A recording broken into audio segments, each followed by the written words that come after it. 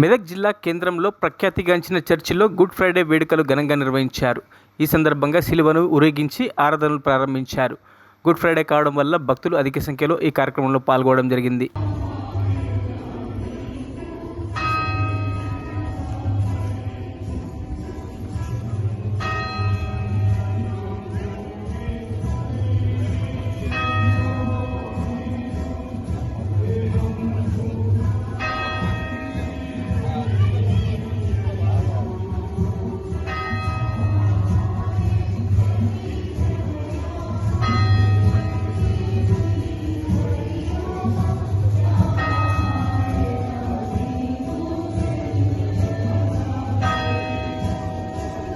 మరిన్ని అప్డేట్స్ కోసం మా ఛానల్ని సబ్స్క్రైబ్ చేయండి.